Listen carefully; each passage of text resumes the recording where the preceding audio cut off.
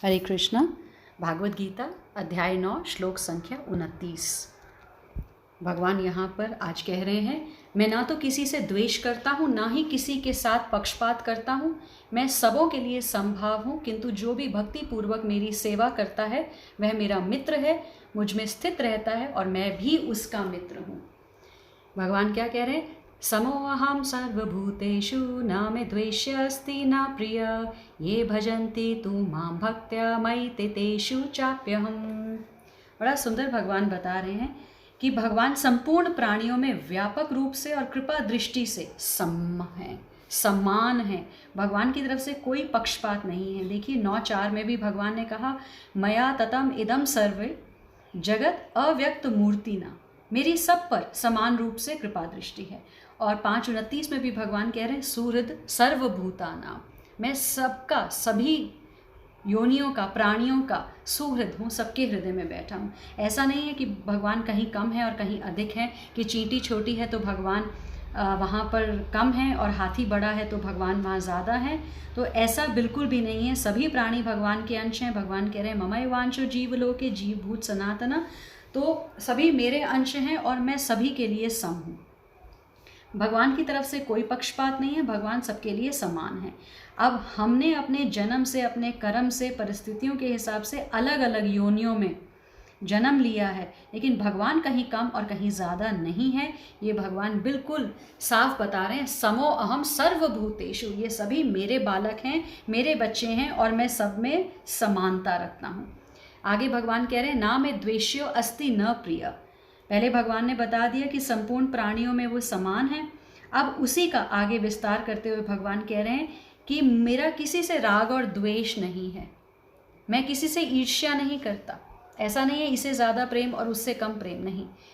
जो मेरे से विमुख हैं, भगवान कहते हैं, बेशक वो शास्त्रीय यज्ञ हैं, दान हैं, कोई भी शुभ कर्म करें तो भी ऐसा नहीं है कि मैं उनसे प्रेम करता हूँ। और ऐसा भी नहीं है कि कोई अन्याय करे, अत्याचार करे और कोई अशुभ कर्म करे तो मैं उसे द्वेष करता हूँ, नहीं। भगवान कह रहे हैं, मैं सबके लिए सम हूँ। तुम जो भी कर रहे हो, मेरी कृपा सब पे समान है।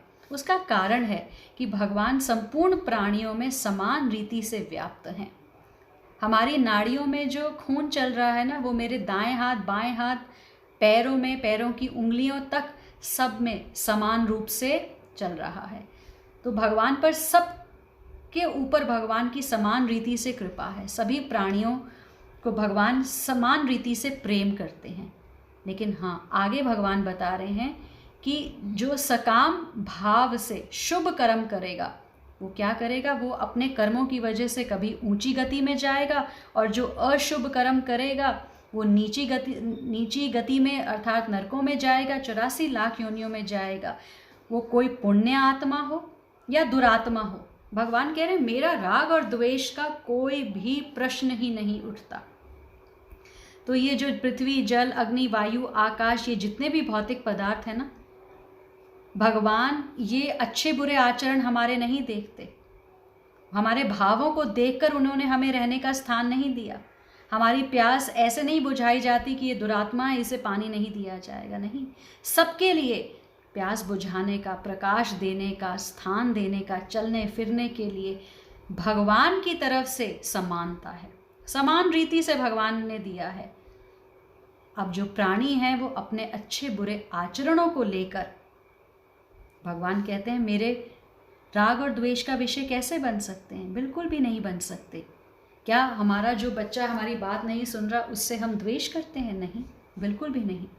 तो जैसे हमारे हाथ में पीड़ा हो रही हो और वो हाथ हमारे शरीर के अभी किसी काम नहीं आ रहा, और रात को दर्द होता है, नींद भी नहीं आती, काम करने में भी बाधा डाल रहा है, और दूसरा हाथ जो है बिल्कुल ठीक है, शरीर के काम आता है, तो आप बताइए कि क्या आपका एक हाथ के प्रति राग होगा और दूसरे हाथ के प्रति द्वेष होगा कि ये तो अच्छा है और ये अच्छा नहीं है? नहीं, ये दोनों ही हाथ मेरे अंग हैं, ये दोनों ही मेरे शरीर के अंग हैं। मेरा इनसे राग द्वेष नहीं है, मेरा समान भाव है।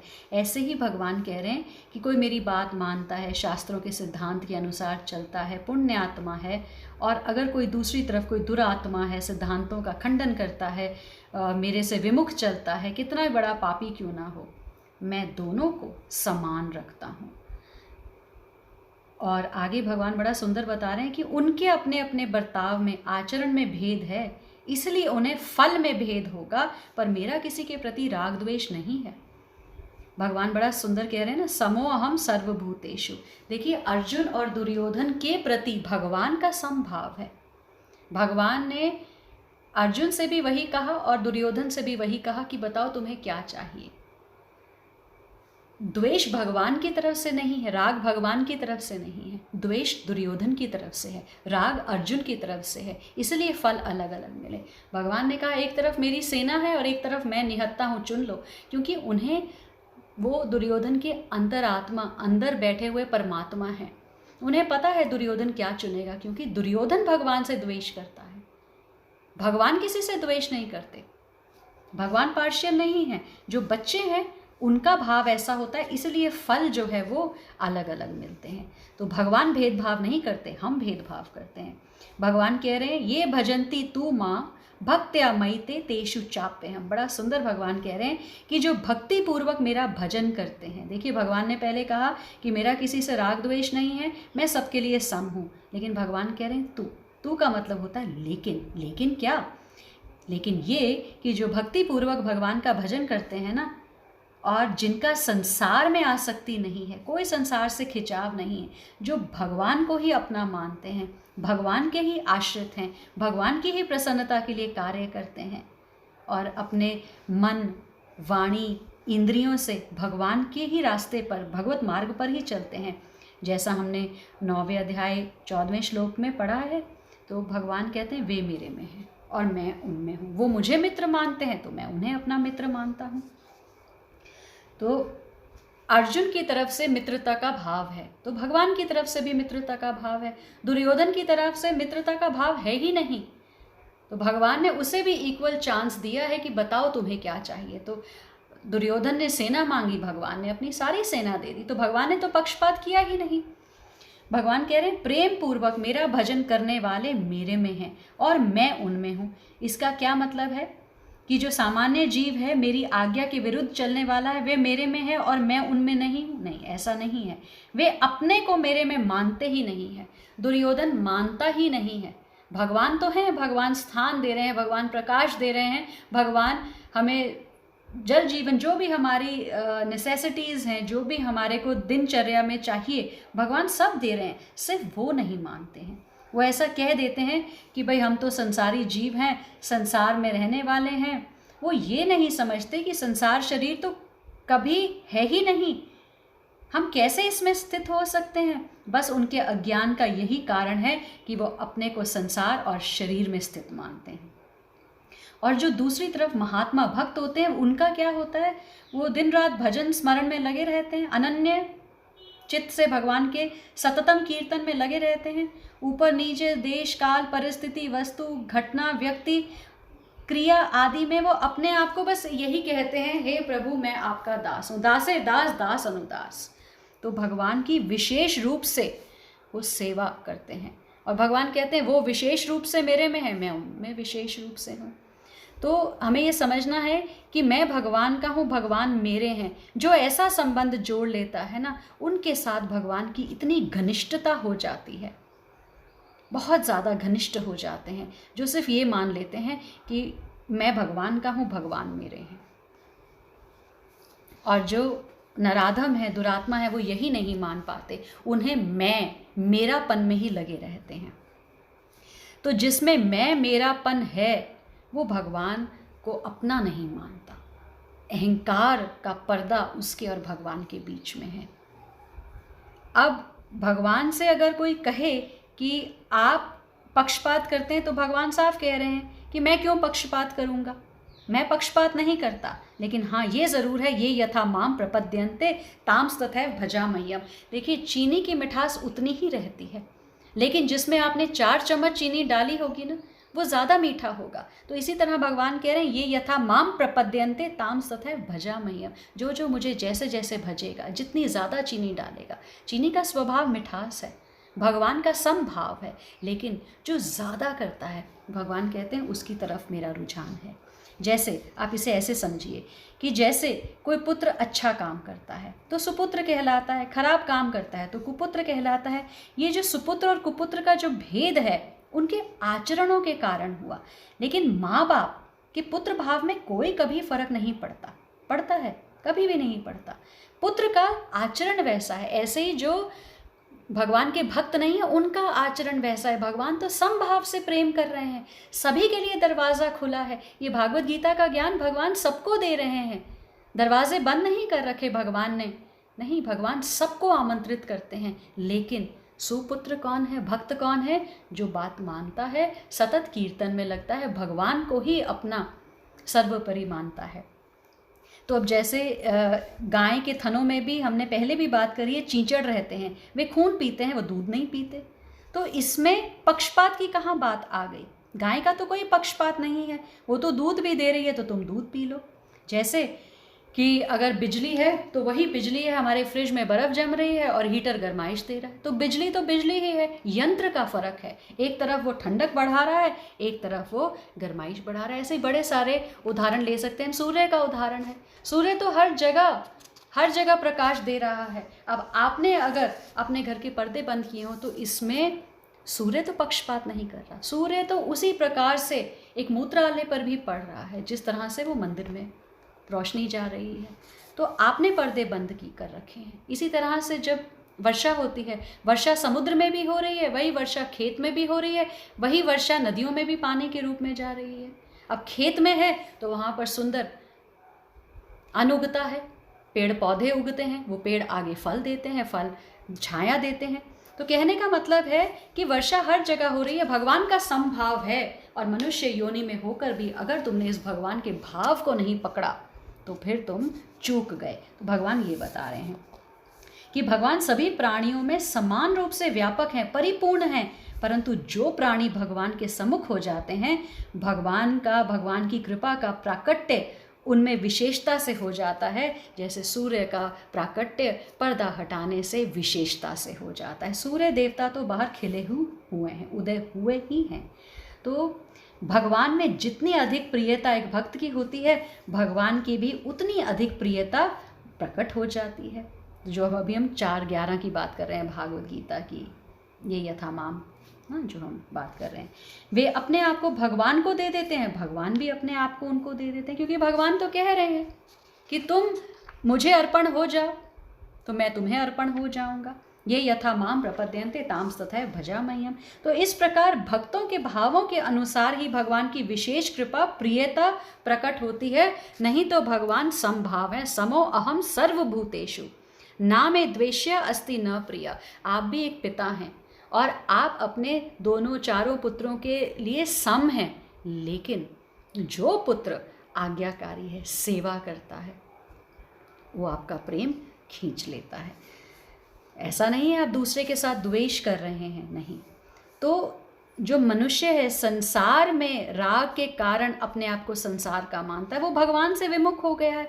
भगवान का प्रेम पूर्वक भजन करने में जो लग जाते हैं उनका सांसारिक राग मिट जाता है। जैसे जो भूखा है जब खाना खा लेता है तो उसकी भूख शांत हो जाती है। तो ये संसार की तरफ आकर्षण समाप्त हो जाएगा जब हम भगवान की तरफ लग जाएंगे।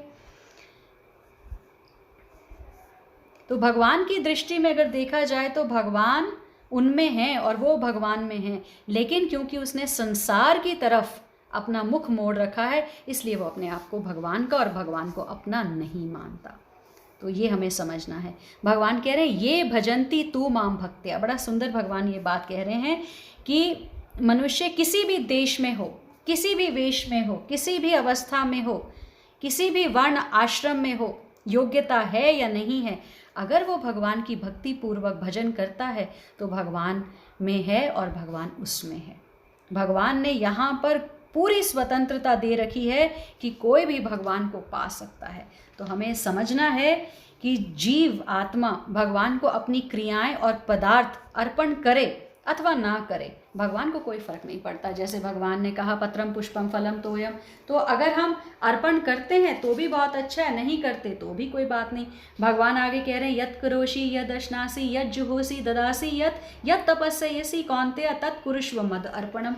तो अगर तुम भगवान को अर्पण करते हो तो बहुत अच्छा, नहीं करते तो भगवान को कुछ फर्क नहीं पड़ता, वो समान ही रहेंगे। वो तुम्हें तुम्हारी आवश्यकताएं, बेशक तुम नास्तिक हो, बेशक तुम कुछ इच्छा के साथ भगवान के पास आए हो, जैसे कोई आर्थी है, आर्त है, कोई जिज्ञासु है, या कोई महात्मा ही क्यों नहीं है, भगवान सबके लिए समान है और सबकी आवश्यकताएं भगवान पूरी कर रहे हैं। तो भगवान पर किसी चीज़ का कोई असर नहीं पड़ता। उन्होंने सब वर्ण, आश्रम, जाति, सभी तरह के मनुष्य, कोई भी उनके सम्मुख हो सकता है, उनका भक्त बन सकता है, उनको प्राप्त कर सकता है। भगवान ने स्वतंत्रता दी है।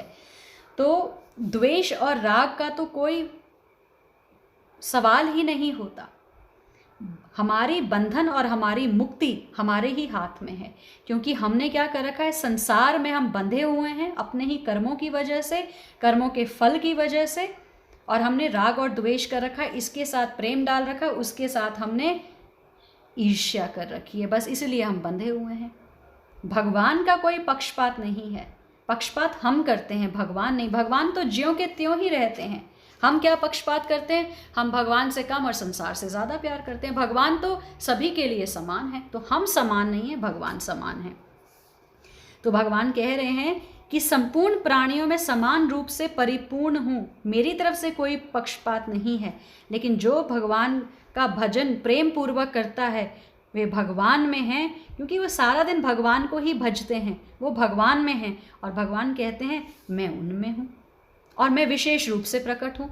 आपके कमरे में सूर्य कैसे है, क्योंकि आपने पर्दा हटाया और सूर्य को बुलाया।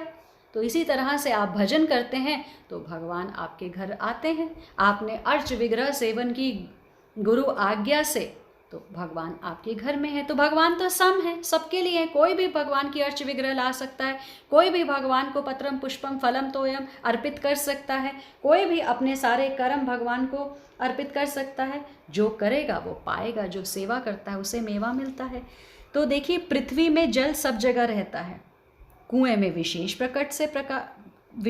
प्राकट्य है उसका, जल तो हर जगह है, इस तरह सूर्य हर जगह है। तो हमें ये समझना है कि हमारी तरफ से कमी है। संसार में भगवान हर तरफ हैं।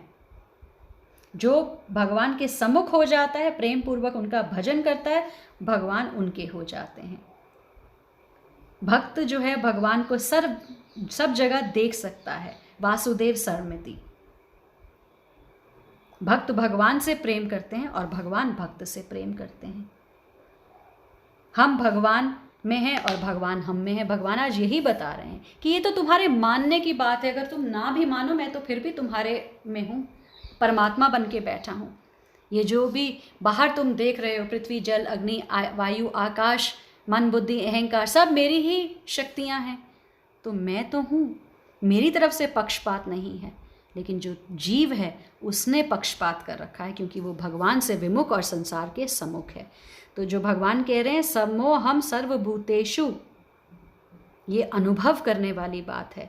भगवान कह रहे हैं मयि ते तेषु चाप्यहम्, सभी प्राणियों में समान रूप से मेरे होने पर भी भगवान का अनुभव भक्त कर पाते हैं और अभक्त अनुभव नहीं कर पाते।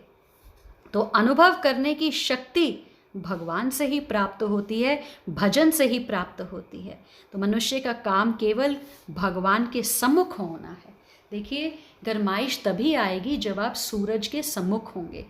तो ये कृपा, ये अनुभव करने की शक्ति तभी आएगी जब आप भगवान के सम्मुख होंगे।